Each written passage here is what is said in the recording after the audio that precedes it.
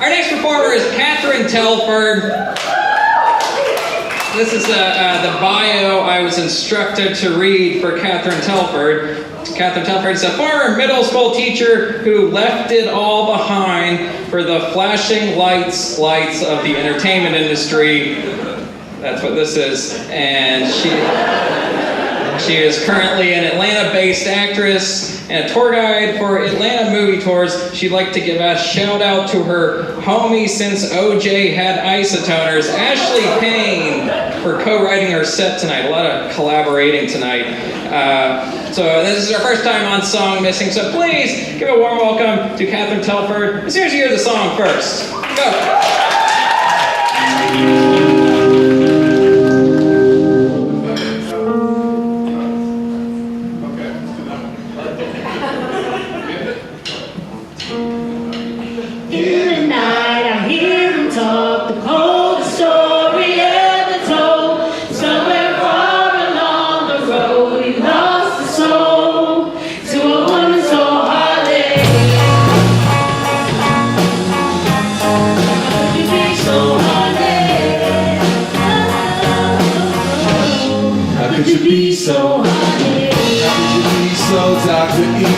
You're bringing out a side of me that I don't know, but I decided we wasn't gonna speak. So why we up 3 a.m. on the phone? Why do she be so mad at me for? Only I don't know, she's hot and cold, but I don't stop, won't mess my groove up, cause I already know how this thing goes. You run and tell your friends that you're leaving me. They say that they don't see what you see in me. You wait a couple months, then you gon' see you'll never find nobody better than me. I hear the talk, the cold story ever told. Somewhere far along the road, you lost your soul. You won't love me so honey. How could you be so heartless? How could you be so heartless?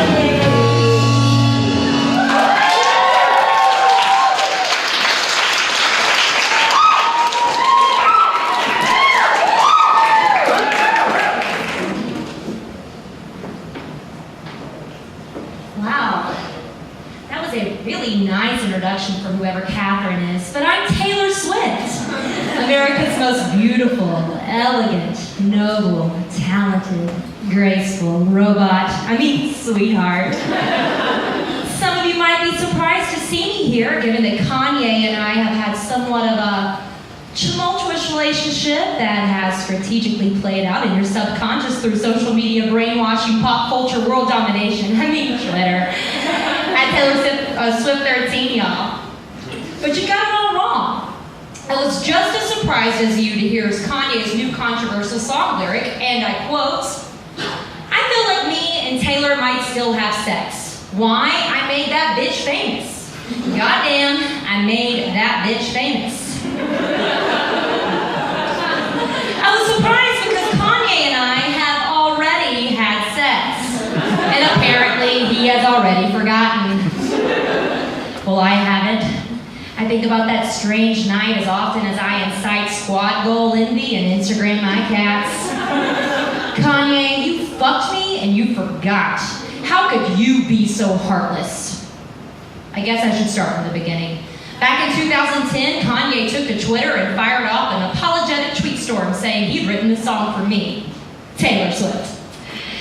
He called me and asked me to meet up with him, hoping that a public sighting with Kanye would create even more attention for my already insanely popular album, Speak Now, and because I'm a forgiving, loving person, of course, I decided to oblige him.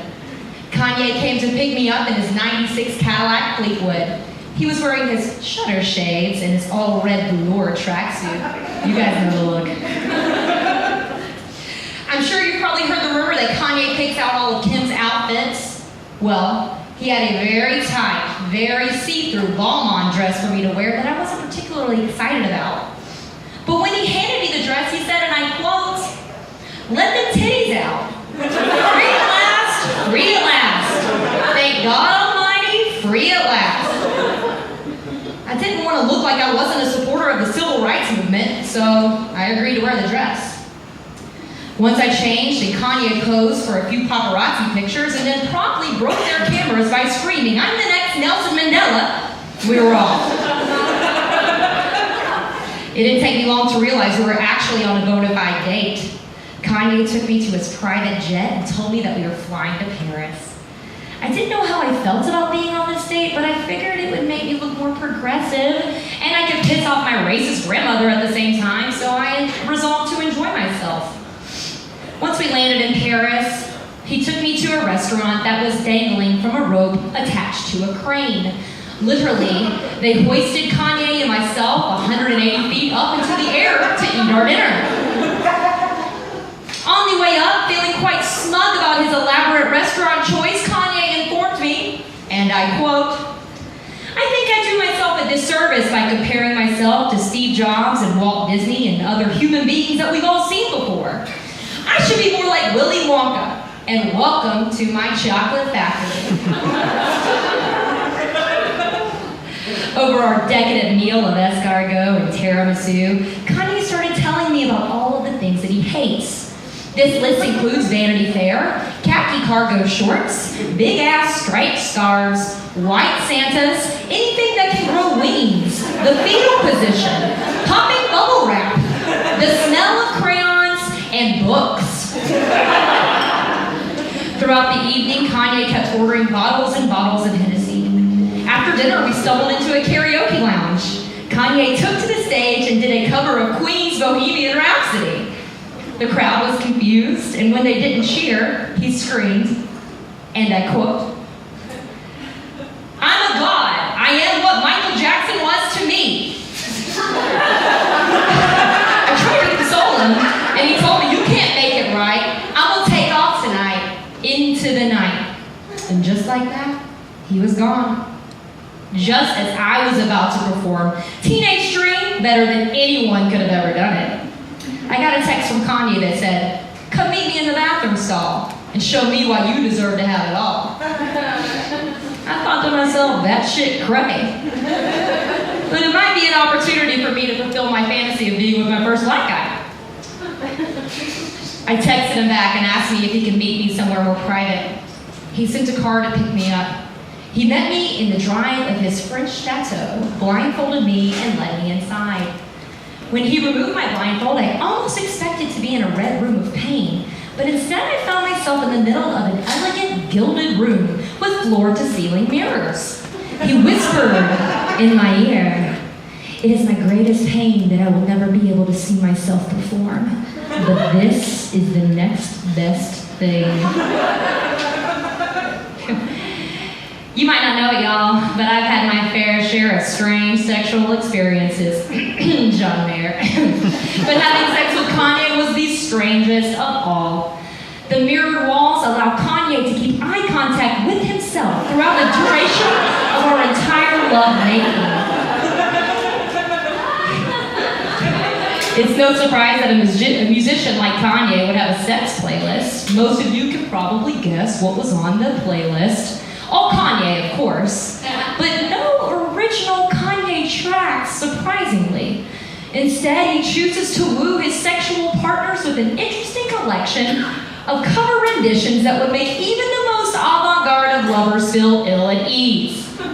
Some of the more interesting choices were Billy Joel's 80s hit, "We Didn't Start the Fire," "Zombie" by the Cranberries, "Creep" by both Radiohead and Stone Temple Pilots, and of course, Queen's Bohemian Rhapsody.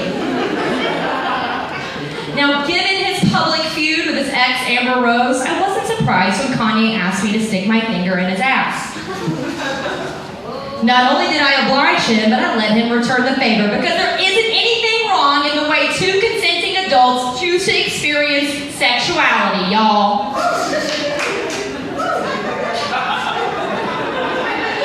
As Kanye was arriving closer to his climax, I heard him mumbling what sounded like, "It's the best, it's the best." Feeling flattered, I started to relax into the experience a bit more, and then I noticed he wasn't saying, "It's the best" at all. He was saying, "Kanye West, Kanye West." He orgasmed with a resounding, and I quote, "I'm a genius." He rolled off of me, put on a velvet robe, cried softly to himself, and then hurried out of the room. Kanye's chambermaid entered shortly thereafter with cleaning supplies and an outfit for me to wear on my walk of shame that can only be described as hobo chic. So, as I said, I was pretty hurt when I heard this new song and realized that Kanye had forgotten about our one-night stand. I mean, damn, Kanye. After all the things that we've been through, after all the things we got into, Kanye, how could you be so heartless? And the most fucked up part, he kept telling me he was gonna let me finish, but he never did. Thank you.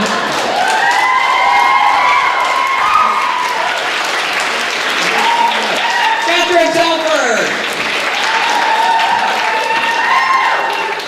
At the end of the day, God damn it, I'm killing this shit. I know damn well y'all killing this shit. I don't need your pussy, girl, I'm on my own shit. I ain't got a power trip. Who you going home with?